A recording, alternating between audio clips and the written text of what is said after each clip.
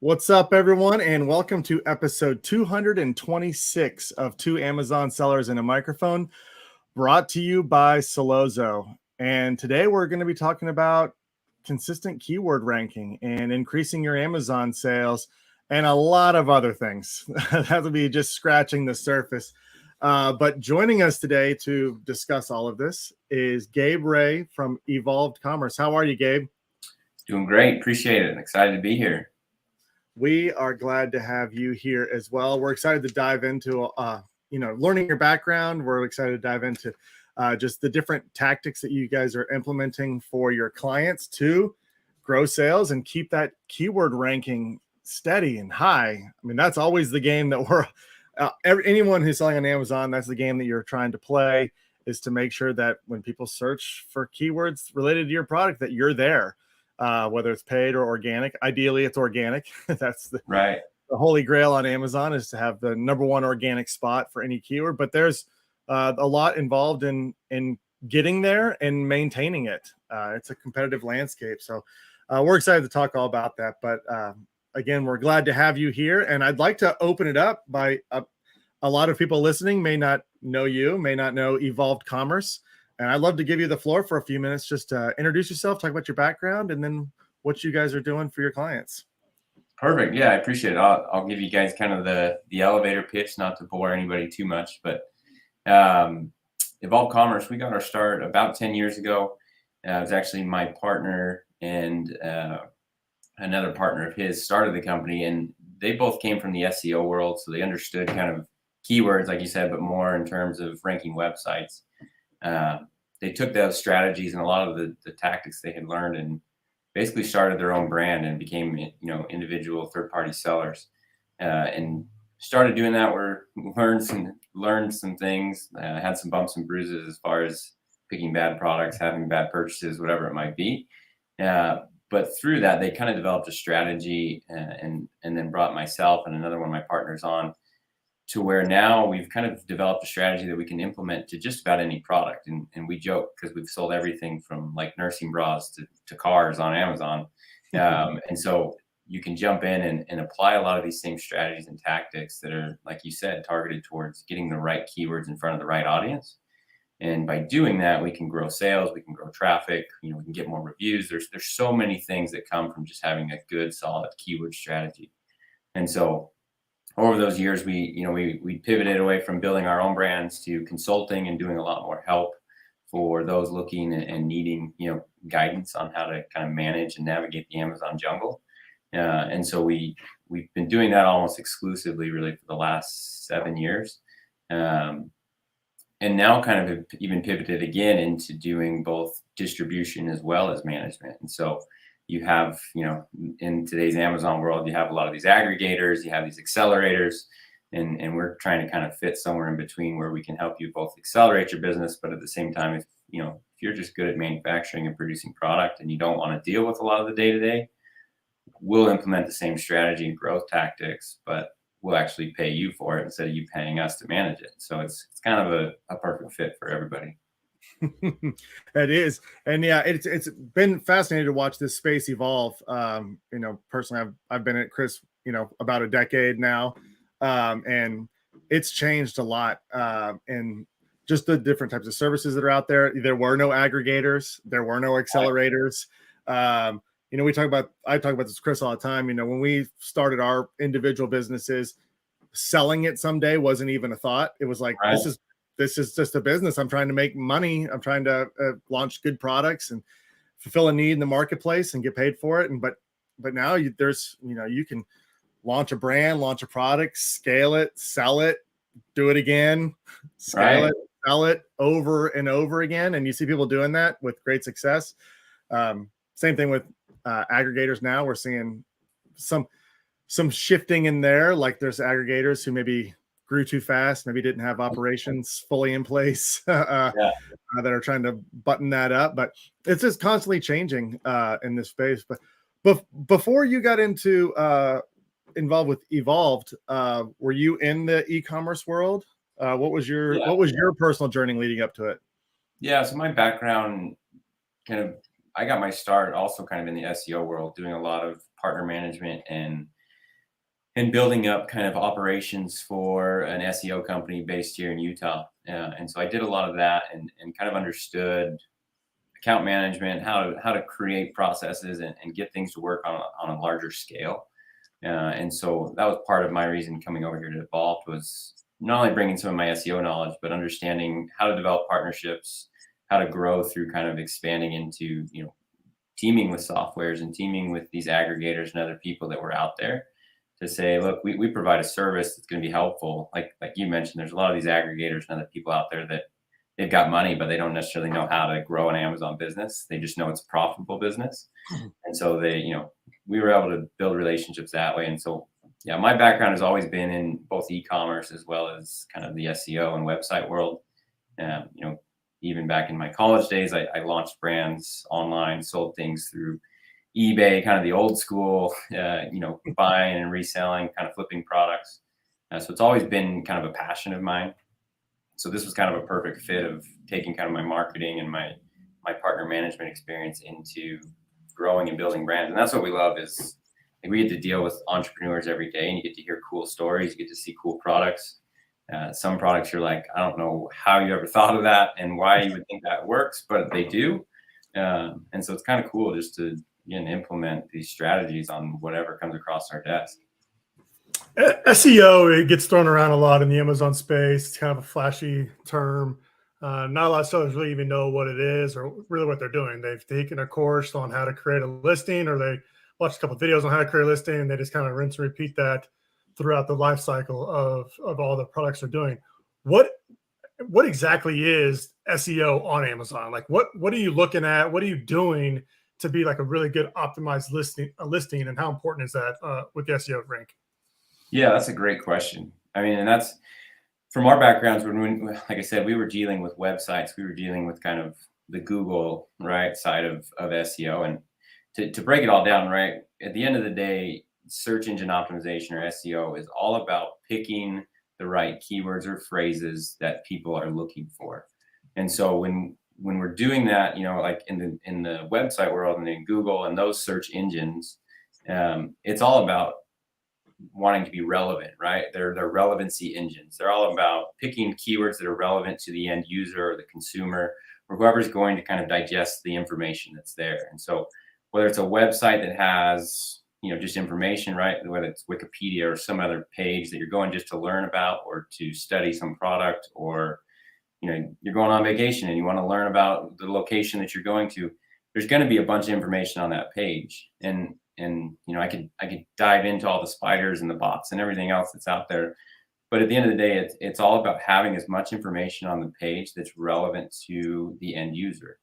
And so whether it's a website or a product on Amazon, what we're trying to do is, within the confines of whatever that search engine, whether it's Amazon or a browser, we're trying to understand what can we, essentially get away with, how much information can we put on that page that's both relevant to the end user, but also appeals to kind of the robots and the back end, automation that's happening. Because something, whether it's an AI or some sort of software, is reading all that information as fast as we can type it in or click.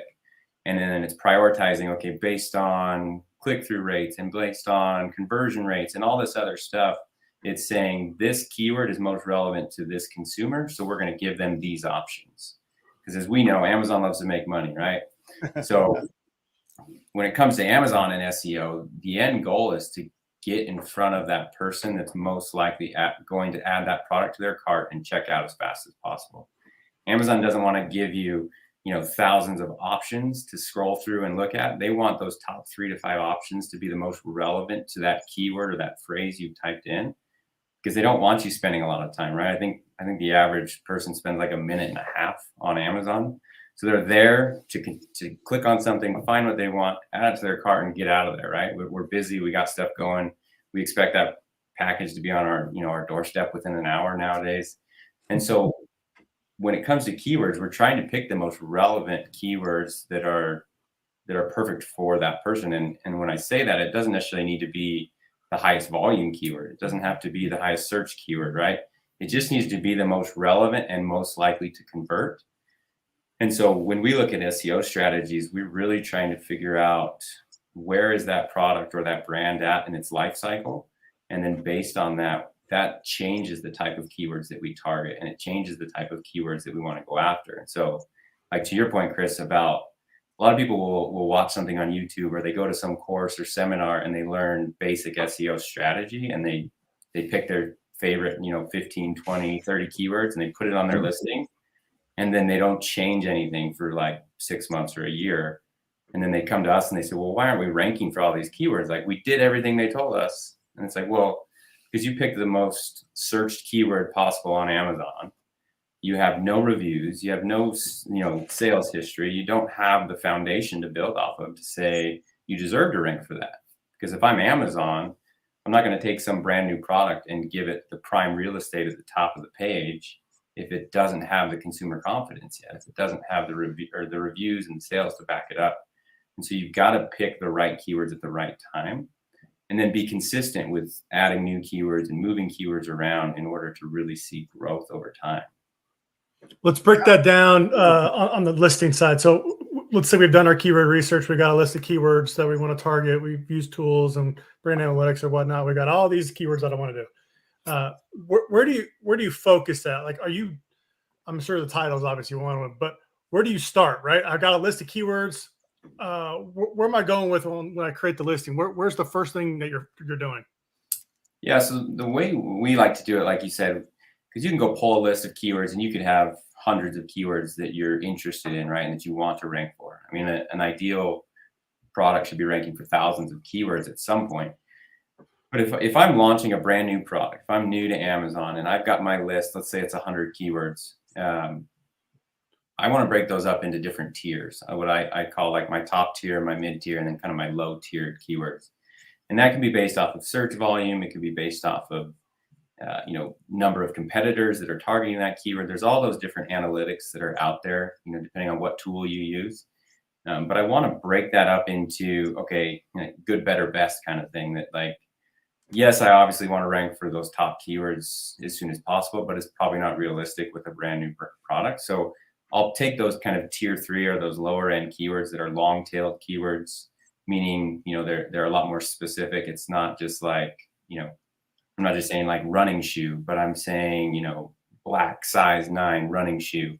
Now it's so specific that it's very relevant to whoever types that in. Sure, the search volume is really low, but if somebody types in, a color and a size or whatever variation you have in your product, they're most likely going to add that product to their cart and check out. And so my search volume is low, but my conversion rate will be really high. And that's going to look great to Amazon. So I'm going to say, take those kind of tier 3 keywords and then break them down into your listing. Like you said, number one priority is making sure you get your top 2 and at most 3 keywords into your title. Putting that into your title, that holds the most weight. Amazon's algorithm and their bots that are looking at everything, that's the first thing everybody sees. And so you want to make sure your most important keywords are going to be up in your title. From there, we move down into the bullet points or the product features, and we start adding kind of, an additional 2 to 3 keywords in each one of those product features, and trying our best not to duplicate or replicate any keywords that we put into the title or into the bullet points above. And so as we break down through that, then obviously move into your product description. And whether you have A+ content or you've just written out product description, you want to make sure you get those keywords in there, both on the front end if it's A+ content, as well as on the back end, meaning like into your product details and everything else. And then last but not least is the search terms. So as you go into editing your individual products, you have your little bar that you can start adding search terms into. Put as many of those terms in there, staying within the parameters and the limitations that Amazon set in order to make sure you get as many keywords into there. And so for us, we start with those tier 3 and we kind of build that foundation because they're keywords we know we can convert on. And as we get more conversions with those keywords, we can start to inch our way up and start adding those tier 2 or those tier 1 type keywords. And that allows us to kind of grow over time. But for some brands, that could be a matter of weeks, it could be a matter of months, and others it can take years to get to that point. When you set this up, you're using your tier 3 keywords. At what point and how are you editing the listing to move into the other ones? So like if you've got a tier 3 keyword that's in your title and you're now ranking whatever top 5 organically for that Right. keyword in your. Are you now taking that out of the title and replacing it with a tier 2 keyword, or are you leaving it in there and adding it? What are the adjustments that you're making to try to now grow this organic rank across different keywords?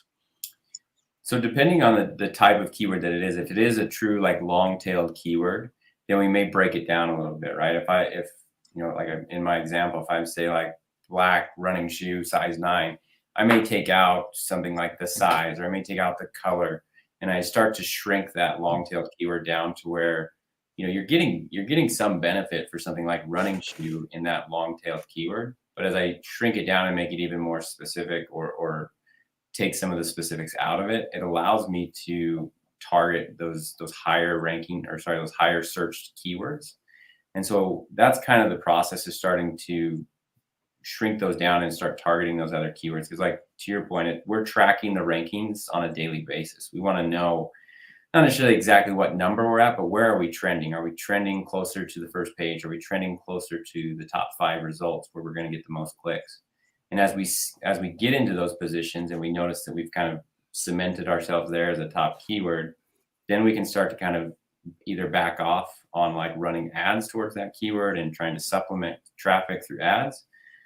And we can just focus solely on the organic, or we can move it from the title down into the bullet points, right?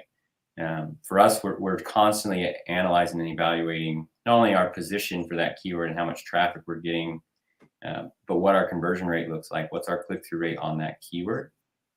Because at an individual keyword and ASIN level, we can understand how valuable that keyword really is to us. And if we're getting a lot of traffic and it's converting really well, we don't necessarily want to pull that out of the title completely. And so we'll just take little bits and pieces out of it, or shift it over, you know, from more of a paid strategy into a full organic strategy, and just let it kind of ride. Because now that we own that space and Amazon trusts us for that keyword, we notice we'll continue to get traffic regardless of whether it's in our title or even down in our description. These are all on-page tactics. Is there anything in the back of the listing? You mentioned the search term field. That's probably the most people are most familiar with as far as putting terms in there. But are there any other spots in the back of a listing that you're putting more terms in and more keywords in, just to make sure that you're getting ranking for? So depending on the type of product and the category that you're in, that can vary. There's things like your target audience or other uses or intended uses where you can plug in some of those keywords, or at least that type of like phrase or activity that you might be targeting. And so those are going to be spots where you can go after that. The other thing that we're noticing, which is not necessarily just with Amazon, but like with Walmart and some of these other marketplaces that are popping up, is just like the completeness of your listing. So there's so many other fields that you can go in and fill out, that if we're filling out little details like weights and dimensions, and you know, with some like electronics, there's, I don't know, like 1,000 different little things that you can fill out, like compliance issues and you know, registrations and certifications, whatever else. There's so many things you can go fill in, that the more information you provide, it just gives more for these bots to kind of look at. And it may not necessarily be a keyword, but it gives more legitimacy to your brand and to your listing. And so taking the time to actually fill all that out, which can be a headache at times, it gives more to Amazon. It gives them more information, and all that information is going to be power for them to help rank you for whatever it might be. But even now, the little things like target audiences can be huge, because there are a small percentage of people that are going to filter, right? That on that left-hand side of Amazon, they may filter by, you know, specific by gender, or by intended use, or by certain categories or subcategories. And so the more we can get dialed in with all the information on the back end, it's stuff that most people don't see. But if we can dial that in, it's going to be huge for our success long-term in being able to target and get to the right audience. So on, maybe I'm doing something wrong here. So on the intended use, Yeah, they have a drop down, but you can also throw in like phrases and like you can. you Yeah, can write your own custom stuff. Is that the bad way to do it? Because am I confusing Amazon by putting my own term in there? I lost them. Oh, I think we froze up a little bit. That would have been a good answer. You know what I'm talking about, Dustin? You know what I'm talking about, that back end? We'll keep talking until Gabe comes back on here. If you're just listening, he looks like his Wi-Fi might have froze up on him. But yeah, to your point, Chris, that exact thought came to my mind when you mentioned that, because this is something that I keep getting reminded of, and then I forget, and then I remind. Right. Because when I shop, I don't filter on the side ever, Right. but I know a lot of people do. And so when you're in different categories, the only filter I ever really use is like prime or not prime. Take that banner off, Chris, until he comes back. But I never really look at those filters, but those filters are pulling from all those back end fields. So, if you're looking for a certain weight or a certain size or a certain amount or material or brand name, there's a bunch of ways you can filter. I know a lot of people shop like that. And I'll bet if it's not in that drop-down menu, it's probably not really a category. Right. So that's what I'm like, because I'm thinking when I make the listing, like, oh, this is an advantage. I can have essentially, instead of 4 or 5 bullet points, I can now have 8 bullet points because these things show up above the bullets. So I can add more detail in there. But if it's going to hurt, like if it hurts the algorithm or if it confuses the buyer, I maybe shoot myself in the foot. Well, I really don't know yet. I mean, one thing is, if somebody does filter on Amazon search and you're not in that, you don't have that, like that category or whatever that filter is set in your back end, your listing disappears. Like you get filtered out because you haven't denoted that is a feature or a size or a material that you have. So I'm really interested to hear what looks like Gabe's trying to come back on. I'm curious myself because I could be doing more bad than good here. So Gabe, we were just kind of recapping, like, so we're putting the like the target audience. I'm adding those in. There's like custom fields because in my mind they're like extra bullet points above the bullet points, and I'm not sure if that's hurting my listing or not. Yeah. Sorry about that. We have somebody moving in next door, and the power just like glitched on us. But I'm back. So with like the target audience, depending on your category, there's actually specific types of like lines you can put in there. So different terms. So whether it's not necessarily just like gender specific or, for like outdoors or something like that, but there's actual unique fields that you can fill in there depending on that category. And so we like to go look at that. That's where sometimes you have to download the actual like file instead of just looking at the drop down. But if you download those different files, those source files for those different categories, it'll sometimes give you a list that has anywhere from like 20 to 30 options of different things. And finding the most relevant to your audience and your product is where you're going to really see the most bang for your buck as far as filling those fields in. So putting a custom messaging in there I'm trying to make it look like it's another bullet point above the bullets.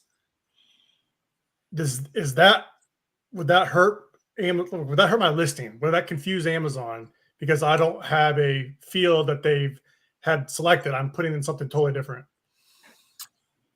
So it's not actually going to confuse them. And what we always try to think is that balance between the bots versus the consumer, right? You have actual human beings who are going to look at that and read it. And so that's valuable real estate. Like I said, it's right above your bullet points, or depending on your category or type of product, you're going to find that somewhere in the listing. And you want them to read that, and you want it to be, like you said, it's kind of an extra bullet point. It gives you additional information to provide to the customer. If it's something that's not actually on the drop-down list that Amazon provides, the bots are still going to go look at it. It's smart enough that it's going to understand what you put there. And so you're going to get some additional value out of that regardless. But for us, with those types of things, we're always looking at the end user and understanding how is this going to benefit the customers and providing information, because everything that's like above the fold, right? Everything that's in that title, the imagery, and those first few bullet points, that's what the customer is going to look at and read. And so we want to make sure that that information is the most valuable to the consumer. And then anything in the back end, anything that's maybe not visual on the page, is where we can be a little more robotic with our approach, because no one's going to read it other than an actual like spider bot or whatever they're using to crawl the pages. Though we were just chatting while you were getting your power back on, because this is something that I was telling Chris. I mean, it's like I get reminded of this, and then 6 months goes on and I forget and I stop implementing it. But I don't, when I shop, I don't use the filters on the left. I don't do it. I mean, I just, for whatever reason, I don't, other than like maybe checking on like, is it prime or not prime? Something like that. But I'm looking right now at, I just pulled up a list, a search. I don't know why, but I guess I was looking for espresso cups on here. But the, a lot of the filters show on here. It's like, you can filter to like, is it commercial grade or not commercial grade? If you don't have that denoted in the back end of your listing, I'm assuming you just disappear from the search results when they check that, and that would be bad. So the more things you can have filled out, the better. Right. Yeah, I think more than just, I think like to your question earlier, Chris, too, about like SEO, right? I think a lot of people think of it as just keywords, when what we're trying to do is optimize the listing and the experience for the engine, right? The engine is Amazon, the A10 algorithm, right? We're trying to optimize the experience of the page, and all the information that we provide helps us optimize our opportunity to get in front of people. So like you said, Dustin, it's commercial grade, or whatever other small little feature or benefit or whatever else we put in there, it's just going to give us more opportunities. Again, to your point, it's a very small percentage of people that probably really filter down that much, but we might as well take the time to do it, because if somebody's going to filter that much and they find our product, now we're one, instead of being one of 10,000 espressos, we're one of 10, and our likelihood of getting a conversion on that is so much higher. And so we might as well target it and really go after that small percentage of people, because at the end of the day, everything we're doing is still going to benefit us on a large scale. But if I can optimize for a targeted audience, then I know I'm going to get good conversions there, and that's just going to give me more momentum. And we always joke, we kind of have a phrase around here that like revenue drives rankings and rankings drive revenue. So if we can drive revenue, we're going to get better rankings, and the more rankings we get, it's going to drive more revenue.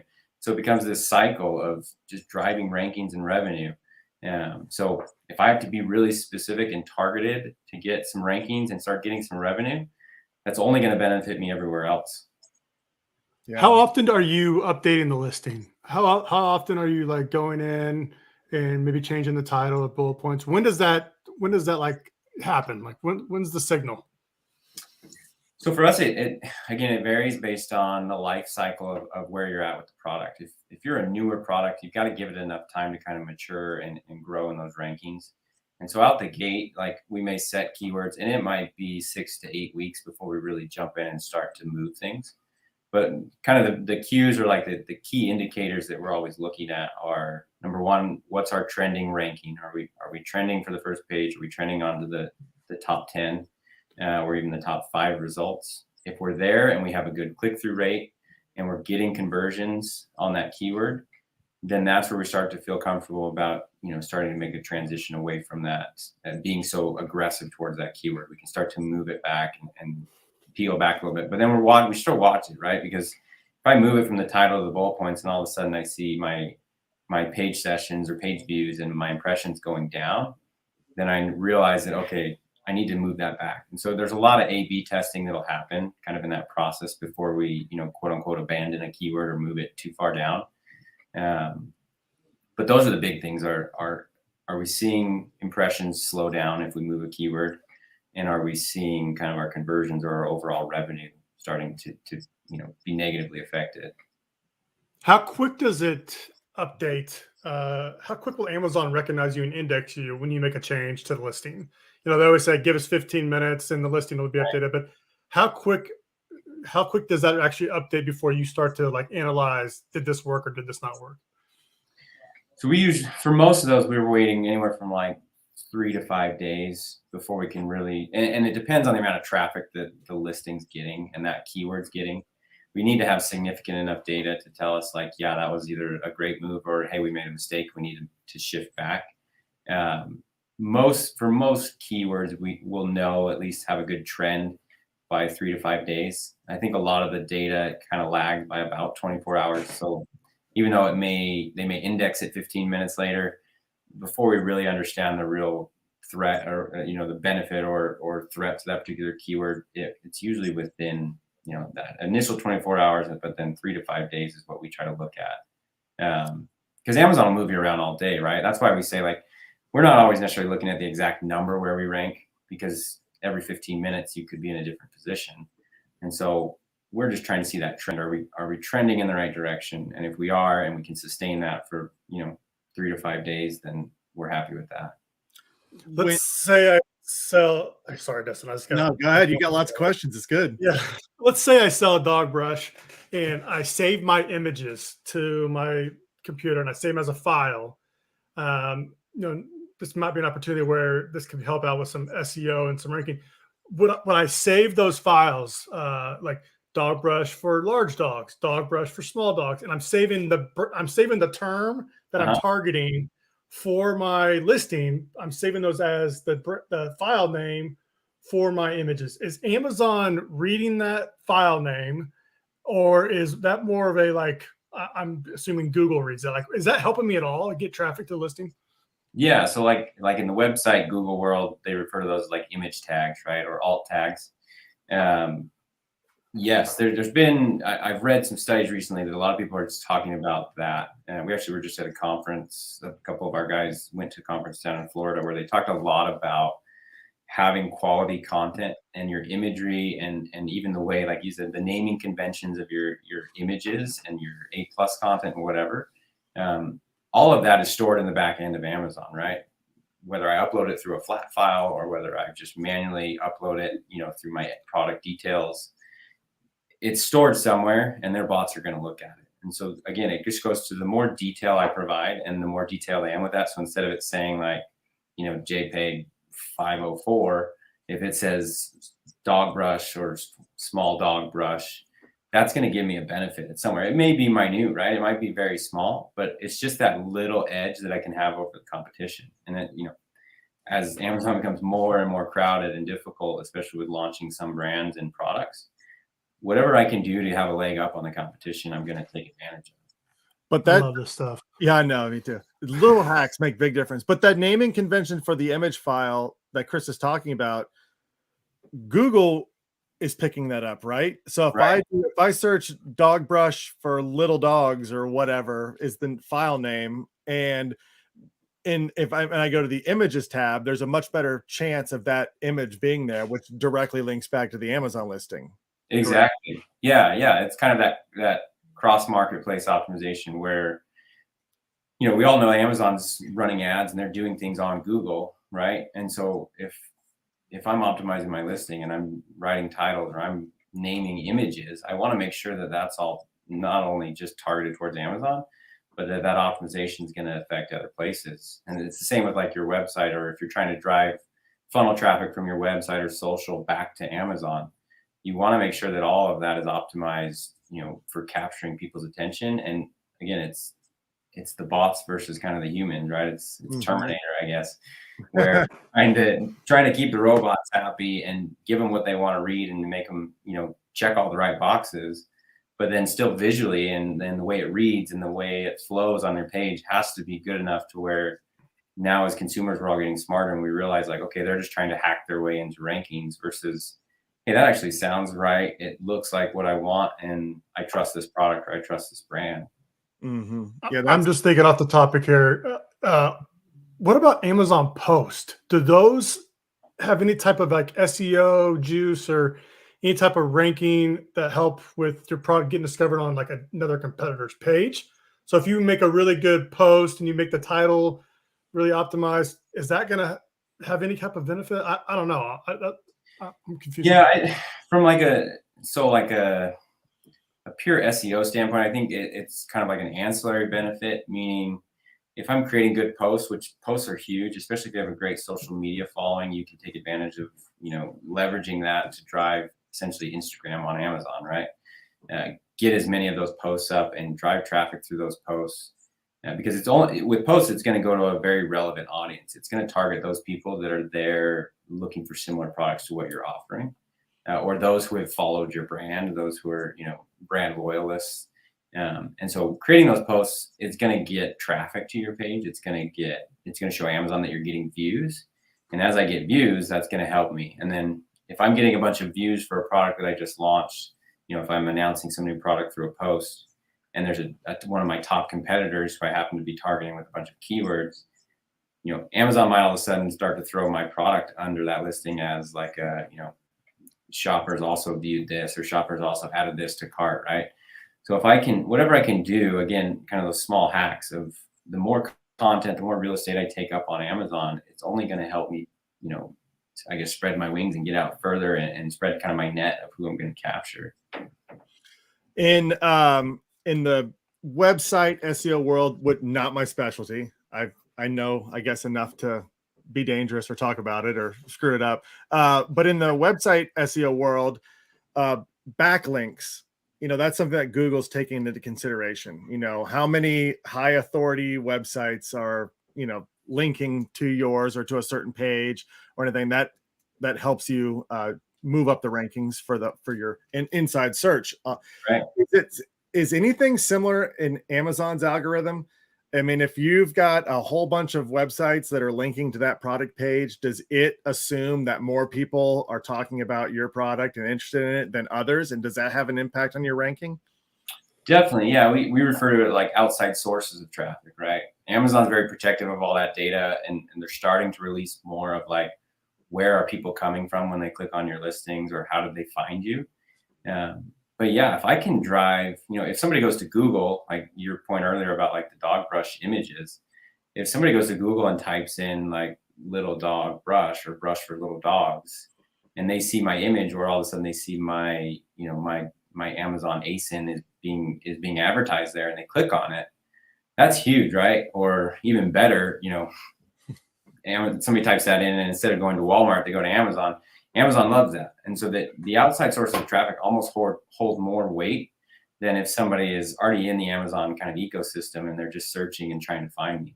So we try to push that as much as we can. We leverage, again, like with our clients, we leverage their social media presence. We leverage newsletter lists, whatever they have. We want to try and drive as much traffic back to Amazon. And some people combat that with, obviously, on their own website, they're typically more profitable, right? You're not paying Amazon's, whether it's an FBA fee or the referral fee or any other fees that are out there. But it's kind of a long-term approach and strategy for marketing. If I can drive a bunch of that outside traffic, get a bunch of really relevant, high-quality clicks, meaning high quality, meaning they're going to come and they're actually going to purchase something, or they're going to spend a lot of time on my page. They're going to look at my content. They may even leave me a review. Whatever it is, that's all really good quality clicks that are going to increase my overall value as a listing. And so any outside sources are huge. Now, you can't necessarily do like backlinks like you do in the SEO world for websites, but there's a lot of kind of linking back to the page that's going to benefit you in the long run. I want to get my mind is spinning with all kinds of questions here. And I want to go back to talking about, you were talking about changing the titles and bullets and stuff to help, rank for certain keywords. When you do that, do you just change it, or do you utilize the manage experiments inside Amazon? I mean, are you running experiments where you're A/B testing titles, or do you just change it for what you're looking at? And I got a follow-up question to that, because it just popped in my head. If you're running an experiment with two different titles, does Amazon count that as indexing all those keywords that are in both titles? So could that be a way to actually get indexed for more words by just keep running experiments? Running experiments. Like it just popped in my head. Yeah, it might work. Yeah. So to answer the first question, yeah, in the old days, we just kind of A/B tested, and we'd like change it for a week, and then we change it back, and we were comparing data. With the new like manage experiments, and now where they've kind of automated this A/B testing, we can do a lot more that way, which is great. And so yeah, we'll make those minor changes and those small tweaks, and then monitor it for a week or two and see what kind of changes we see in traffic and conversion patterns and everything else. The second question, I don't know, to be honest. I would have to go look at that. I know that as we've done that, we've obviously seen increases in keywords like the volume of keywords that we're ranking for. I don't know if that's necessarily due to the fact that we're doing the experiments and the A/B testing, or if it's just because we've changed keywords or changed the way it reads and the way it's all organized. That's a great one. I'd have to go. I'm going to go test it and see. I'm super curious now. Yeah. That really is that you could get a whole lot more characters than what you're allowed. Yeah, you're essentially doubling your listing opportunities, right? You can double the number of keywords that you target. So yeah, that would be really interesting to experiment with. All right. Maybe someone who's listening right now knows the answer. Yeah, I'm sure someone if you know, let us know, because that's a potential hack right there to be able to do that. You can I mean, they're gonna be really good to try to like on a piss poor listing, like something that maybe just got live, and just try it on something like with a short title with like a few keywords in it, and try a completely different title. Yeah, and see if they work that way. Yeah. There's so many things here. I mean, I've got a to-do list now. I'm definitely going back and making sure I've got every possible field filled out in the back end. I know. I mean, anyone who's made a listing, maybe might be people listening who haven't, but I mean, depending on your category, when you start doing the listing and you go into all the different sections that you can fill out, you can scroll down for a long time, and there are field after field after field after field. And some of them you don't even, I mean, I'm like, I don't even know what that is. I don't even know how to answer that, or if it's relevant or not. Well, that's why I put my search term in there. Like, dog brush for little dogs. Yeah. I mean, it's not, at the end of the day, like, that's not going to hurt, right? Just throw an answer. Obviously, it's asking for like a certification or something, and you put dog brush, it may not help, but yeah, I mean, that's what, depending on your category, the other details section, for example, can be massive, or like product specific details can be crazy long. And so, filling in as much as possible is going to be huge. And that's what we like. Consistency just means, doing that across all your listings. Some people will do it on one or two, but again, as a brand, if I'm trying to really build a brand, and to our point earlier, like, people now can build brands and flip those brands and sell those. If I want to build like a big brand, I've got to be consistent across all my products, not just like my top seller and I just hone in on that one. The more I fill out, the better, because it's more appealing to the algorithm. It looks better to Amazon, and then to these aggregators, or these potential people coming out, these brokers that want to come buy your business. If they can see that everything's complete, like, we get approached by people all the time, and that's our first thing is like, well, let's go audit everything. Because am I going to have to spend the next 3 months filling all this information out and figuring out like how to make this better? And you just got lucky because you picked a good product, or does this have like a really good foundation that we can then leverage and grow it even more? Are you using bulk file, or are you using the central platform when you make listings? We do both, depending on the number of products, or if it's variations. Mostly with variations and like large. A large catalog, we'll do the files. If it's just a handful of products, we'll do it on the back end. The thing I like about the files, like to your point earlier, it usually gives you a drop down. It's giving you more information and it gives you more options to fill out. And then, like Dustin was saying, when we get into some of those other details where it's like, I don't really know what the answer to that is, but if you give me 4 or 5, it's like multiple choice in school. I can usually guess and get close enough. Or I can go look it up and say, okay, that's relevant. This is what I wanted. This is what it actually is. And so, especially for us as consultants, where we don't necessarily know the brand, or we don't know the product 100%, I can take that information, or I can just send the list back to the client and say, which of these 4 actually applies to your product? And say, oh yeah, it's that. It's like, great. And we select it and move on. There's a lot of work. I mean, I know people are listing right now. I'm one of them, but with all this stuff, I'm like, oh man, there's a lot of stuff I got to do. And they're thinking, okay, this is all the stuff that I want to do. I want to make sure I'm doing it right across the board, but I don't have the time. I'm working on growing my brand in other ways. I'm trying to launch new products, find new products, and they need this help. And that's where they have to start working with people that do this, like you guys. So I know there's people listening that are very interested. They're intrigued by all the things you're saying, and they want to learn more. Yeah. What does it look like? What's your ideal client? How do they contact you to get started, and what does that process look like? Yeah, I mean, you can see their kind of generic email there, info@evolvcommerce.com. You can reach out to us. Go to our website. There's a form you can fill out where it'll ask you a couple of questions like, how long you've been selling on Amazon and kind of what your goals are. If you fill that form out, a member of our team will reach out. And like I said, what we like to do initially is just kind of an audit. We'll jump in, we'll look at your listing, we'll tell you, here's what looks good, here's what you're doing right, here's some opportunities to kind of grow. And then, if you're willing, we can jump into the back end of the listing as well and say, like, yeah, here's opportunities to grow it. And then if, like, to your point, if it's something where you just don't have the time or you don't want to focus your energy there and you want to just hand it off to experts like us, we offer month-to-month management where we'll jump in and we'll help you for as long as you want us to help. We don't do any sort of long-term contracts or anything because we want to show that we're actually growing. We want you to see the light at the end of the tunnel. We want you to see the progress. And as long as you're seeing that, clients stay with us and they're happy. And yeah, I mean, we manage about 175 different brands right now, as well as, like I talked about earlier, we do kind of a distribution model. So if it's something where, you want to just focus on growing the brand and not really worry about the day-to-day of Amazon, if you're a brand that's selling $20,000 plus a month on Amazon, reach out to us and we'd be happy to kind of explore some opportunities to either buy your product from you and essentially pay you to run our strategies on your brand and watch it grow. Uh-oh. Did Gabe lose his internet again? No, he's there. You're good. You're back.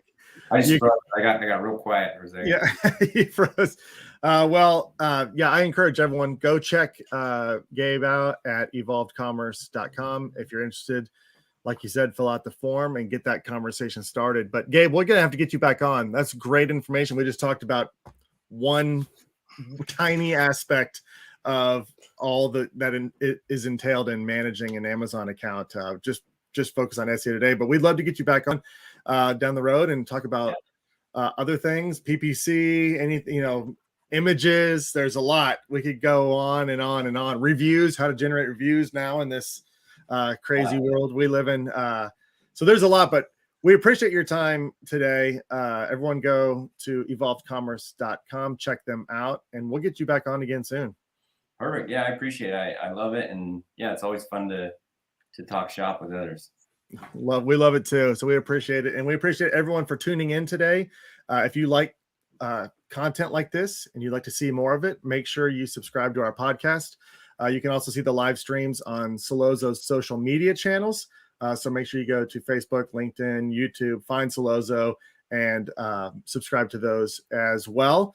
Additionally, if you are selling on Amazon right now and advertising is a pain point for you, we'd love to talk to you about how Solozo can help you fully automate and optimize your advertising. You can go to solozo.com right now and schedule a demo. You get to talk with either Chris or myself, and we'll show you the power of Solozo's platform. So head over to solozo.com and schedule a demo. All right, that's it for today. Thanks everyone for tuning in, and thanks Gabe for joining us. We will see you